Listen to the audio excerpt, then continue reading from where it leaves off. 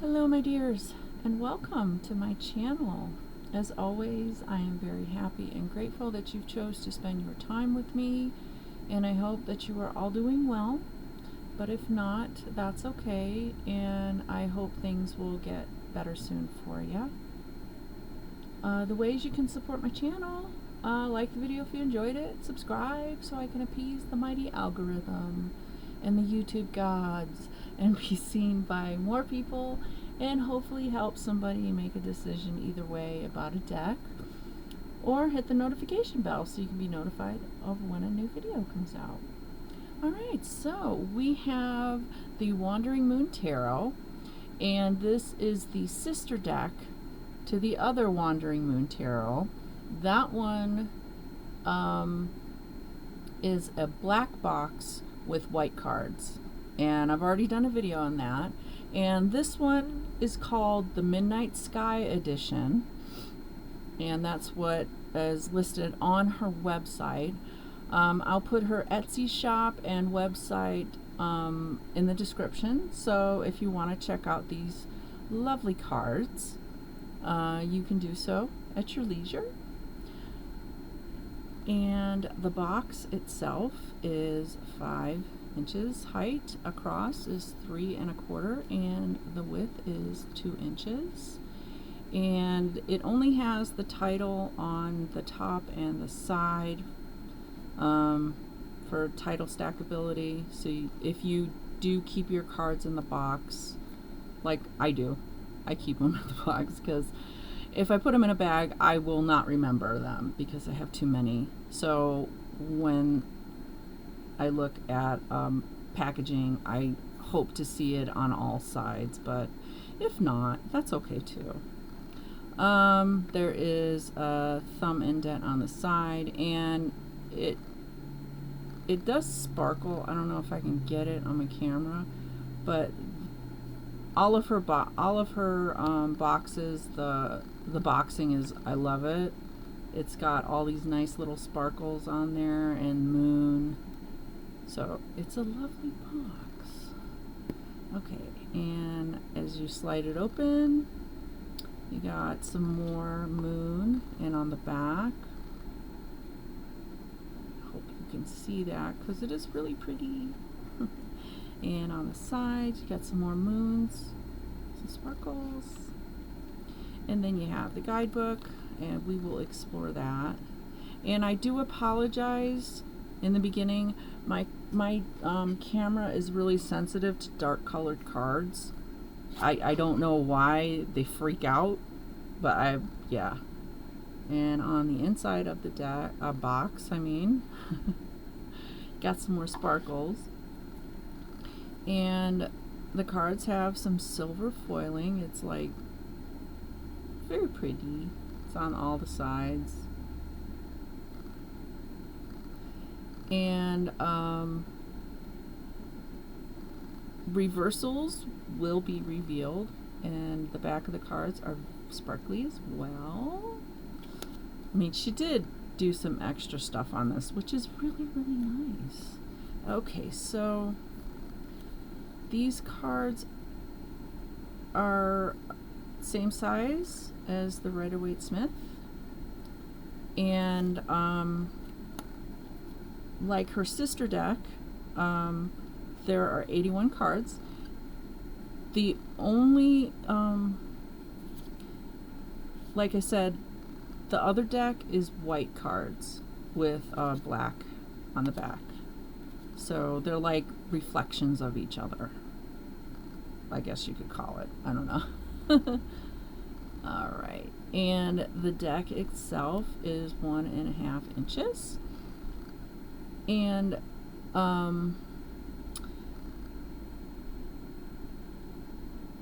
when I do my tarot videos, I basically do a side-by-side comparison. I also have a video with a side-by-side comparison of these two decks, so you can see what they look like, sister size, as you could call it. All right, so ahead and explore this lovely deck. Alright.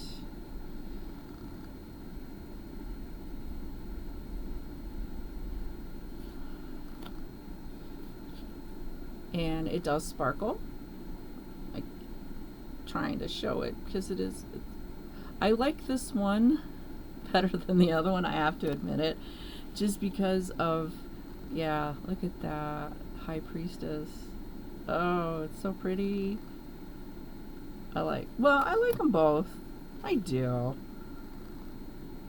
It's really dependent on my mood, I guess. Because I do like the black and white. I have lots of black and white decks, and I prefer those too. But of the two, if I had to pick, I would pick this one. I admit it. So as you can see, there are no Roman numerals on the cards. They're just the title and the get those switched, and just has the title of them. Yeah, that's so cool the way that the moon does that.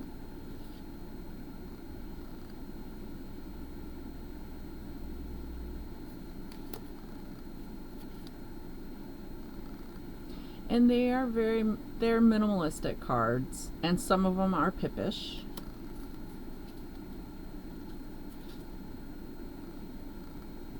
And in the guidebook, she does go a little bit further, and she goes into details about the artwork, which is nice, because I like to know the creators and thoughts about what they thought about when they created the deck. And I know some people don't like the guidebooks because it kind of locks them into, okay, that's what that means, but no, it doesn't have to. I mean, just because the artist saw it that way doesn't mean that you have to either.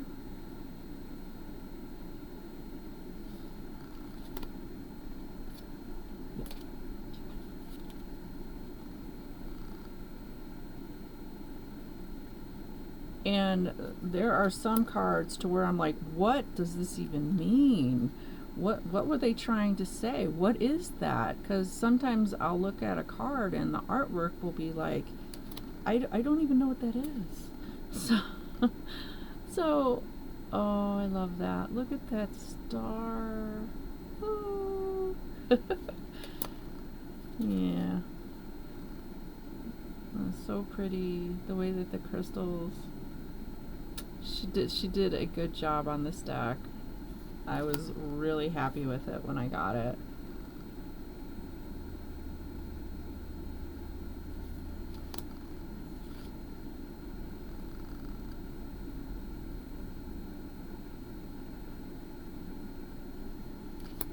And I think I got 2 of her decks from Etsy, and then the other 2 off of her website, because I try to keep kind of in the know about sales and stuff.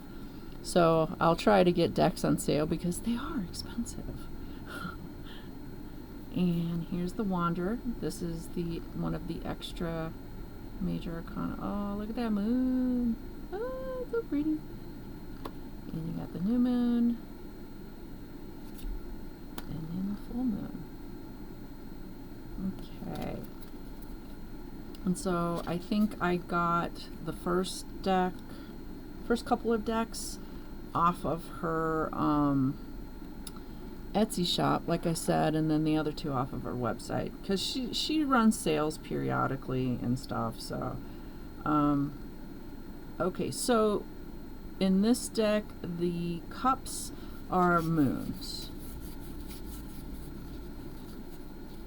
and I can understand that correlation because the moon has been linked to emotions and the cups are emotions, so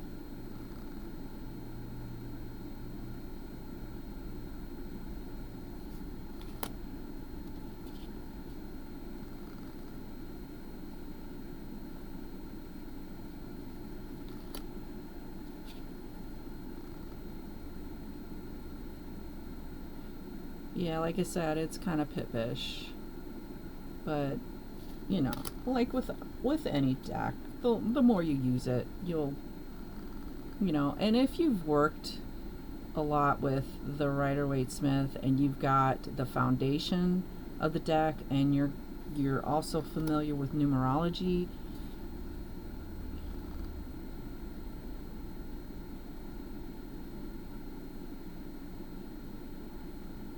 but I would never tell anybody not to buy a deck unless it was of poor quality.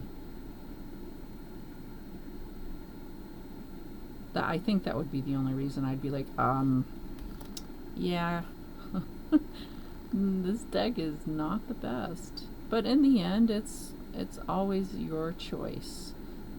If a deck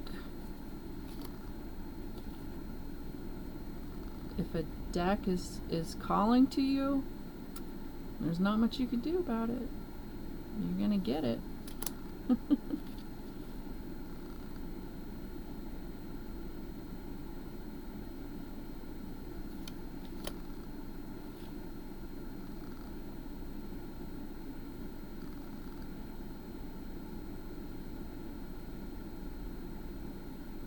And she did insert little subtle symbols on some of the cards. And I mean, this is, you know, she didn't really need to put anything more on this because it's a crown, and crowns are mostly associated with kings. Not that they can't be associated with queens, but the majority of the time, crowns are associated with kings. Alright, so she kept the swords the same.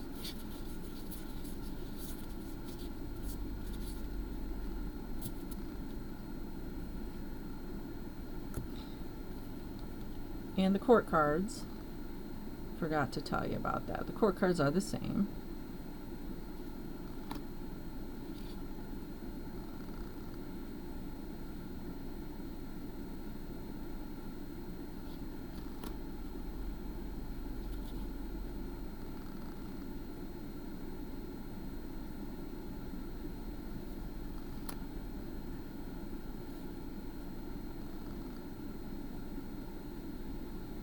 I like this version of the Four of Swords over this one, because this one looks like you're dead.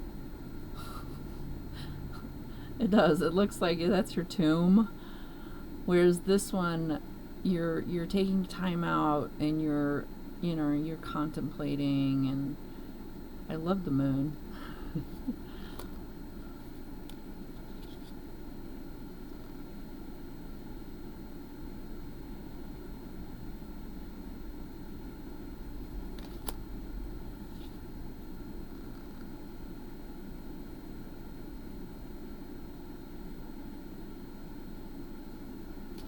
I'm really surprised my camera is behaving. I'm very happy.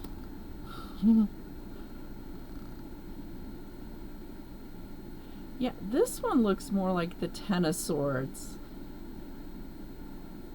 than the Eight of Swords. Just my opinion.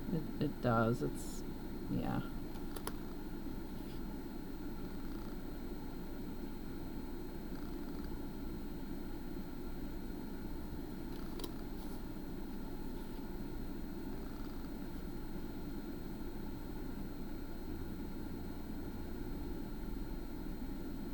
Yeah.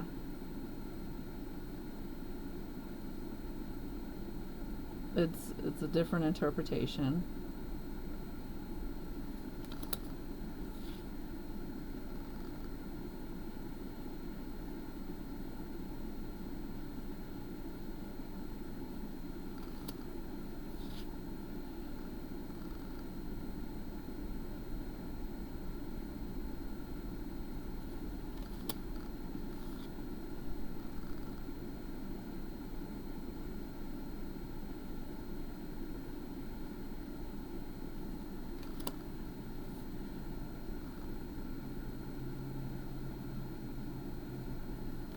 Okay, that's the swords. And she changed the pentacles into stars, which I can see because on a lot of the decks, pentacles, see, like the Rider-Waite-Smith, you have your star in the middle of the coin. So I can see. And plus it does go with the theme of the deck. Oh, look at that pretty.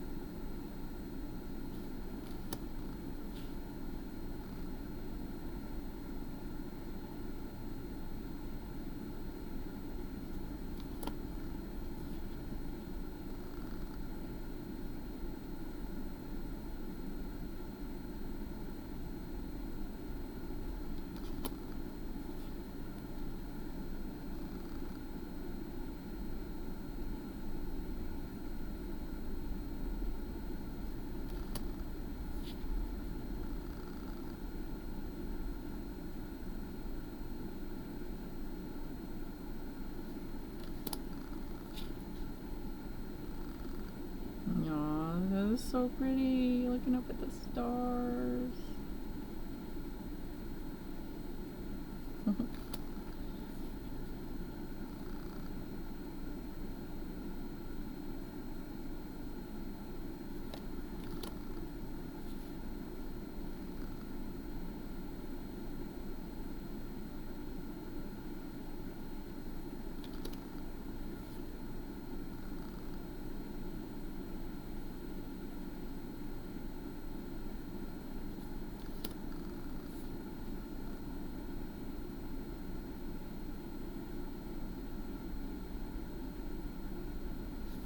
Alright. And lastly, we have the wands, and I kind of had to look in the guidebook to see what she was using as symbolism for the wands, and they are crystal wands.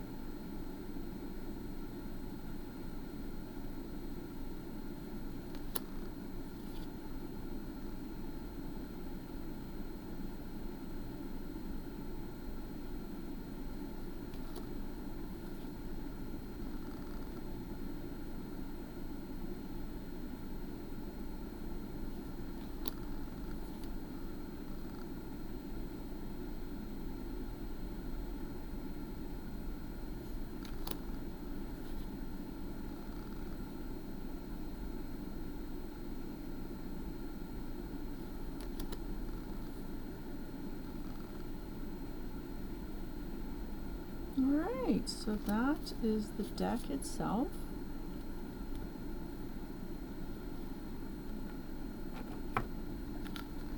And the cardstock is really good. You might have a little trouble shuffling due to it being a rather large deck, but yeah, no, that's how it goes. Alright, so cardstock, as you can see, it shuffled really good. It's really, they are on the thicker side, so they should be durable enough. And she has 2 more decks, including the 2 Wandering Moon Tarots, the one with the white box and the black cards, which is this one, and then the black box with the white cards, the sister one.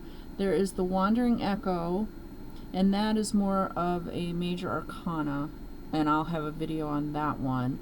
And then she has the Wandering Soul Tarot, and that could be a companion to this deck, either one, if you wish. And I have videos on all of these decks, so if you want to check them out, feel free. So let's look at this guidebook, and you got your intro, and Marion Kirk helped out on this. I like to credit people if I can. And then you've got your content page, and then she says, welcome to the 4th edition. So she's made a lot of decks. This has been a very popular deck apparently, and it goes into describing the deck itself and what she wanted to do with the deck, and you can read that at your leisure. And then using the deck and guidebook, and I always go by suggestions. I mean, they did create the deck, but how you use it is basically up to you.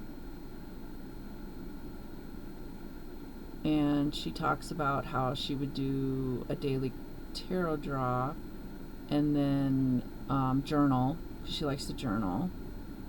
And then I think when she became comfortable with knowing what the cards, the foundational meanings of the cards, she wanted to go deeper.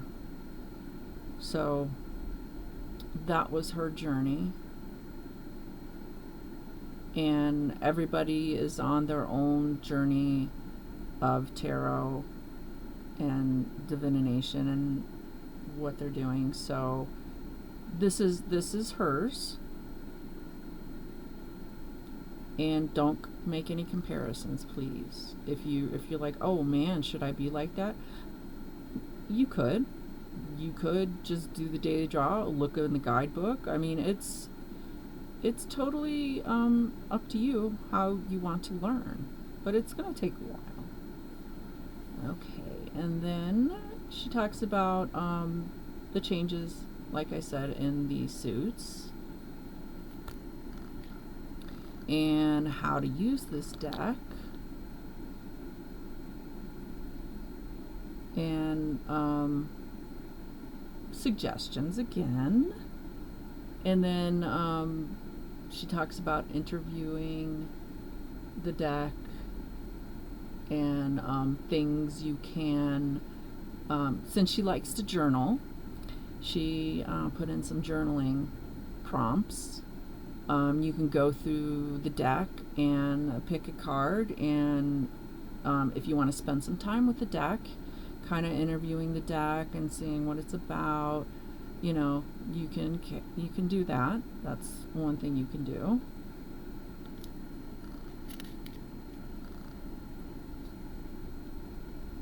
And then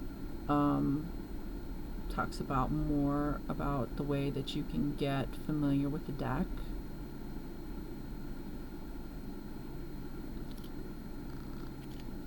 And And then we get into some spreads.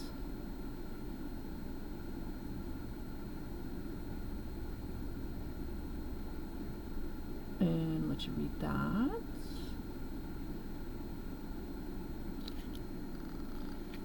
And then we go into some spreads that she has kindly put in the book. You have your 3 card.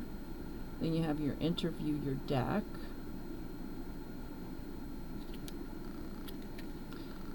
Am I ready to wander spread? Okay, and then go into the major arcana.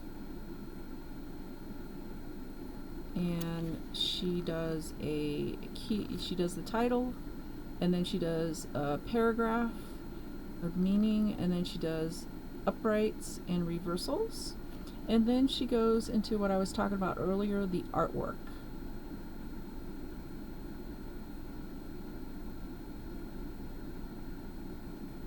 And that's pretty much yep. She goes into detail explaining the artwork, which is nice. I always like to keep an open mind when I'm reading what the creator of the deck had in mind for the card. And then she includes the Wanderer, and you have a little bit more meaning, and then you have your upright and reverse, and then also goes into the artwork, which is nice. And you don't have to use those 3 extra cards unless you really want to.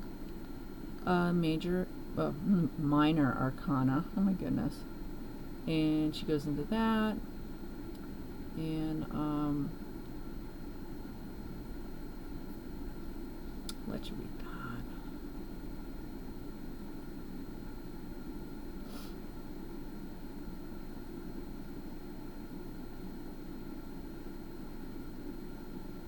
that. And she talks about energies instead of the gender, which I believe it's like you can use the king and queen as male and female, or you can use it as masculine or feminine energy.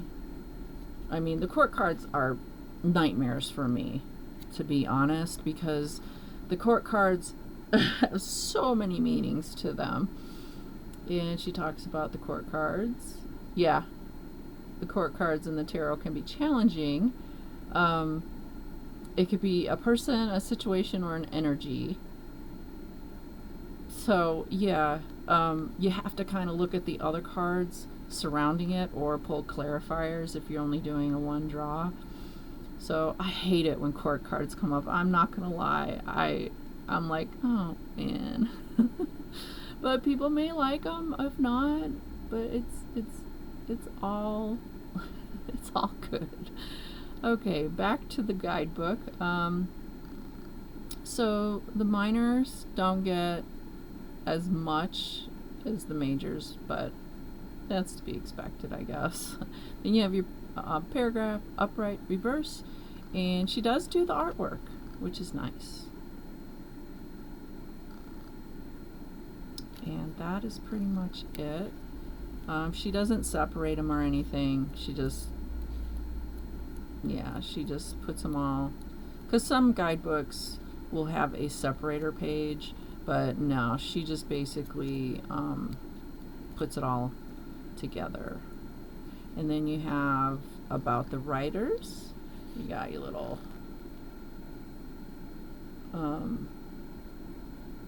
biography. And then you have the other author, and you got your socials. And then for the reading, some books you could, you could pick up. Yeah, I found Rachael's book online for free, a PDF, which is awesome. It's really nice when I can find it in a PDF. And then she gives you some thank yous. And that's pretty much it. The rest of it's just that. Alright, so let's see who wants to poke out and say hi and give a message to somebody that needs to hear it. It's, yeah, and I forgot to say it's like a matte kind of finish. So, okay, do one more shuffle.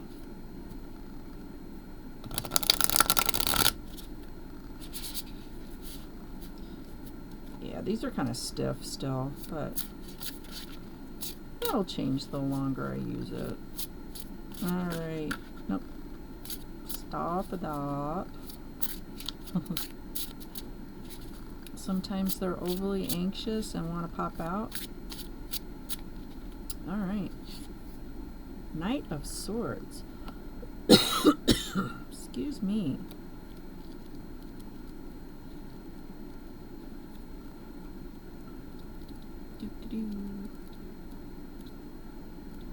Okay. Take a drink of water real fast.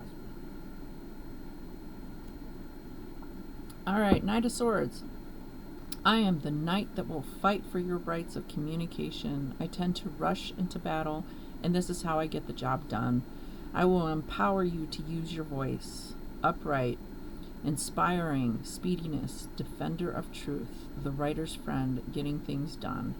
If it was reversed, aggression, reactive, cruelty, seeks vengeance. The artwork. Alright, let's put the card up here so you can look at it while I read it. A glittering galaxy of cosmic matter and love watches over as the feather dances playfully around the blade of the sword. This is an aura of energy and high intelligence from the feather, who appears unintimidated by the superior power which the same sword contains. The feather only needs to show a momentary lack of forward planning, and the whole scene can change drastically. Oh my god, I can talk. Really, I can. Alright, so that is pretty much this lovely deck.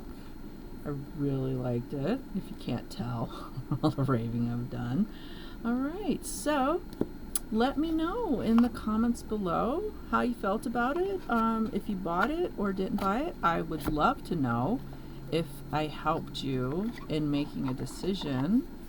Because I always love when people get interested in tarot, or somebody discovers a deck that they didn't know was out there. I love that.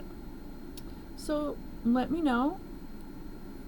And if you would like to see a video, and if you would like to see a deck in a future video, please let me know, and I'll see what I can do. My collection is always growing because I am a deck addict, with no intention of going into therapy anytime soon. But once again, thank you so much for spending your time with me, and I hope that you will join me with a future video. But until next time, take care and goodbye, my dears.